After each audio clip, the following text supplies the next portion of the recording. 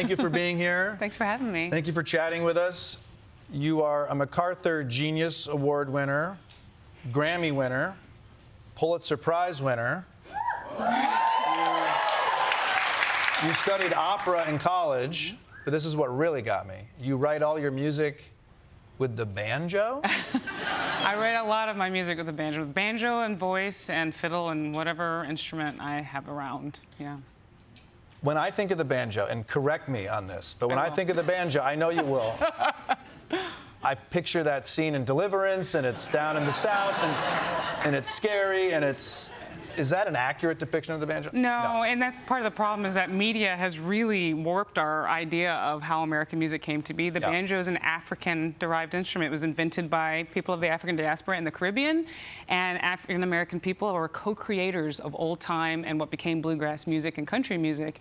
And it's only in the Yes, thank you.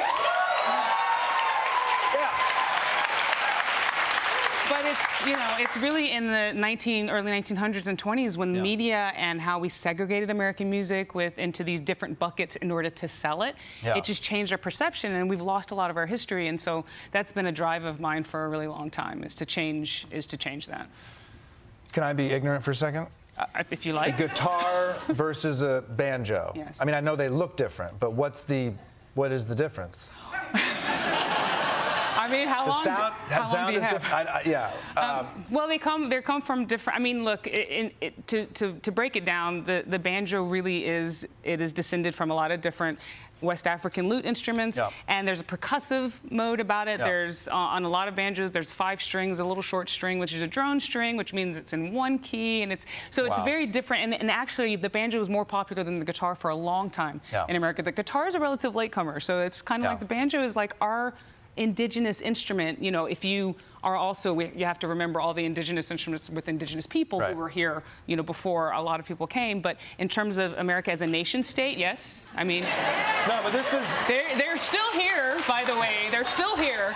But America as a nation state, a colonial state, whatever, the banjo is this co-creation between different cultures of working class poor people that, you know, made it, and it's unique. Thank you for answering that question. I know was, you know, appeasing my question. That's my job. Good, yeah. So, opera. You're in town to accept the Pulitzer for this opera called Omar, about an enslaved African Muslim that you took the memoirs and converted into an opera. Explain this. I mean, we went from banjo to opera. It's all just... It's been really interesting because it was the opposite. I went to Oberlin, learned opera, and then kind of got burnt out and went down to North Carolina, where I'm from, and learned the banjo.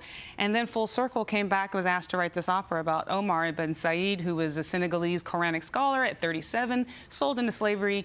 And it's just an incredible story because we're talking about like who gets to represent the American story, you know, and it's to complicate that narrative. There's all these different kinds of people who represent the American story, and he's one, and his autobiography was written in Arabic while he was enslaved, and it's the only document of that kind that we know of in existence. And it's just a really special story. So I just feel amazingly overwhelmed by the fact that I got to make it with Michael Abels, my co-composer, and that for the Spoleto Festival, and that it's been honored with a Pulitzer. It's just like, it's a dream come true. So. That's crazy. That's awesome. That's awesome. This is your latest album. Yeah, big face. It's great. I love this album cover. This is awesome. This album is a little more playful. Is that a good word to use? Totally. Than your previous albums. Was that an obvious choice for you? Yeah, I mean, like for the last 15 years, I've been that girl at the party on a Friday night that you back away from. You're just like, man, she's gonna talk about slavery or the banjo or both, and I'm just like really not into this. And I was kind of getting burnt out, and I just needed to change things up, and I had these songs I've been writing over 14 years, and just wanted to explore the other sides of my artistry. On this album, though, there is one really important song. Look at this, look at this, look at this shot. awesome. Well, you know, the other thing is that I'm 46, and this is the first original record I've ever, like all original songs that I've made, and it's like my first solo album was when I was 36, and so it's kind of like you do it on the time that it's time to do it. You know, you don't do it on anybody else's. You know, you just like you take the opportunities as they come. So this was a really amazing project with producer Jack Splash to just explore and to also say, bleep the categories, bleep the genres, right? I'm just saving your guys the trouble later. You know, just like forget like what is blues and what is jazz and what is country. It's all the same thing. It's all coming from the same American well of cross-cultural collaboration. So I just like, put it in whatever box you want. It's just fun music, you know? I'm really inspired.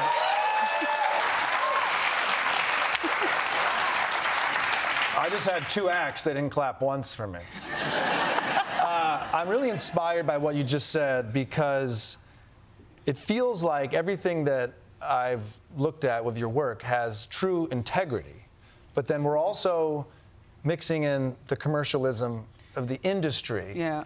And as someone who's trying to be a comedic artist, this make money and also stay authentic and make your work have integrity is near impossible. I've sold out, of course. But everyone wants to put you in a box. They want to tell you this. Oh, this is your demo. You sell to these people, and this is speak to them. Yeah. How are you navigating that? How would you advise a younger artist to navigate that? It's really hard because it's antithetical to making art is the capitalistic system that we forced artists to work within. So we're all having compromises. We're all having to figure out where's our line. And so my line for a long time has been pretty far out. And it's like, I just want to tell these stories. And I've just been really lucky with the opportunities that I've gotten. And I stuck to my guns. I said, I'm doing what I need to do to make the world a slightly better place or to add to the positive conversation. And I come back around and here I am doing it exactly as I want and being, you know, getting the MacArthur and being able to do. So I tell young people, you got to tell what is your story that you can tell that nobody else can tell, and get people around you who believe in you and your story and who aren't out for what money you can make them. And so I'm surrounded by an amazing team, Red Light Management, None Such, who believed in me. And waiting for this record, they let me do projects that I really felt felt passionate about. And so it's really a give and a take, and you're part of a team, and you just have to have people around you who believe in you. Yeah, and the passion then comes out in that project. Yeah, and then it's way better because you're enthusiastic. Well, this is it, and this is what people are actually looking for. They might say they're looking for something else, but they're looking for that energy, that brightness, that passion, which you can only get when you're following your arrow, you know, and not trying to be what other people want you to be. And you see that a lot in the industry. And I was just like, you just got to do you. I love that. I love that. I love that.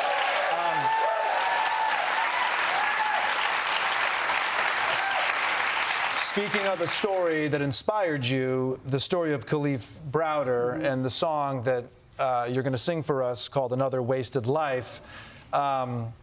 You've teamed up with the Pennsylvania Innocence Project. Tell me how this story inspired you. Well, this was a few years ago, and I heard about the story of Kalief Browder, who was incarcerated. You know, he was an innocent teenager, incarcerated for 3 years, and 2 of those were in solitary confinement, which is horrific. And when he was released, finally exonerated because he was innocent, I just keep repeating that, he couldn't really readjust to the outside world, and he committed suicide. And and I was just like, I couldn't contain my anger at the waste of this young man's life, what we don't get of him. So I wrote this song, I put it away, and then when this album came around, the idea of this, I was like, this needs to be a centerpiece of this, because this is what I actually do. This has been really fun. But Another Wasted Life is what I do, and so we reached out to the Pennsylvania Innocence Project because it's a huge problem. People aren't aware of how many innocent men are sitting in jail, and men and women sitting behind bars because somebody wanted to close a case, wrong place, wrong time, witnesses telling, being intimidated and telling lies. And it's so easy to just forget about it. This is it. It's so easy to forget about it. And the thing is, it's like, we're working with a lot of innocence projects, but we specially teamed up with the Pennsylvania Innocence Project, and we made a video involving 22 exonerated men who, between the 22 of them, spent 500 years in prison.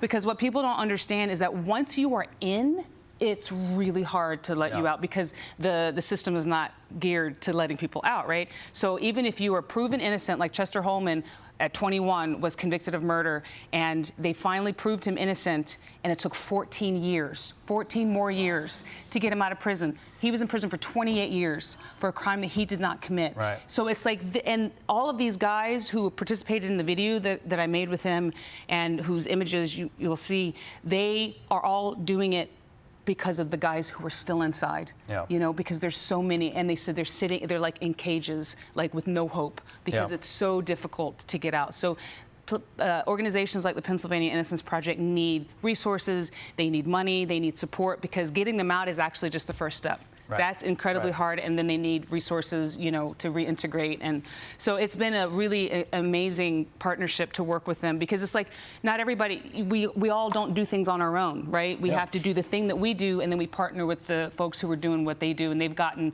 so many men out of prison, and they're doing incredible work. The video is extremely powerful, and we're so thankful you were going to perform the song for us. Thank you for being with us. It's wonderful to talk with you. You're an inspiration to everybody. You're the One is available now.